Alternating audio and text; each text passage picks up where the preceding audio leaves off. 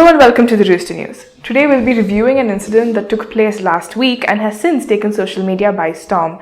Hitesha Chandranee, a social media beauty and fashion influencer, shared her traumatic experience via video with Zomato's food delivery executive Kamaraj.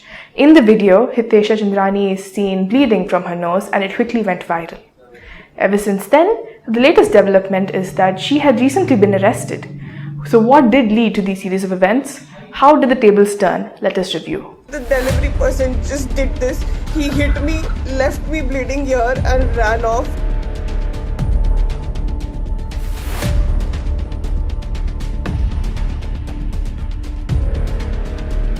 Guys, after that thing happened, I am at the hospital.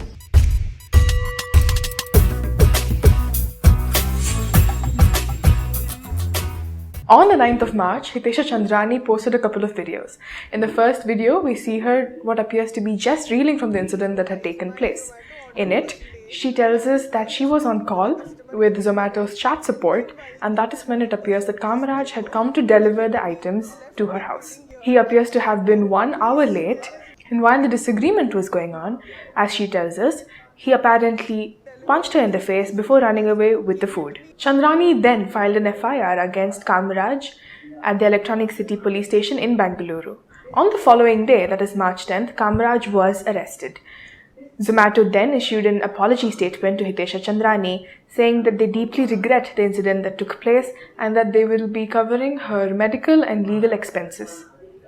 They went on to mention that Kamaraj had been delisted as their delivery executive from Zomato's platform. On March 12th, Kamaraj released his side of the story. He refuted all the allegations made against him and tells us that this is how it all went down on the day of the incident. He apparently first apologized for the delay caused, and when he reached her house, she appeared to be in conversation with the chat support.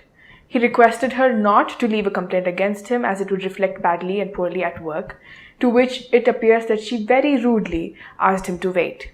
He then went on to request her not to speak to him that way. This appears to be the crux of the rift between them two, as the following conversational exchanges led to Kamaraj picking up the order near the door, Hitesha Chandranee using derogatory terms and apparently throwing her slippers at him. And during the heated hubbub, when Kamaraj was defending himself, it appears that Chandranee, who was wearing a ring on her finger, seems to have hurt herself, causing the accident with the ring. Noticing this incident, Kamaraj immediately fled the scene, running down 4 stories. Having heard Kamaraj's side of the story, Zomato's CEO Deepinder Goyal released a statement via Twitter, saying he wanted to chime in about the incident that happened in Bangalore. In it, he said that Zomato's topmost priority get to the truth, and in order to do so, they will be supporting both Hitesha the complainant as well as Kamaraj the delivery executive with all the support they'll be needing as the investigation is active. They went on to add that Kamaraj has been suspended as per protocol, although they will still be supporting his legal expenses and covering his earnings. They ended the statement affirming Kamaraj's track record as a delivery executive,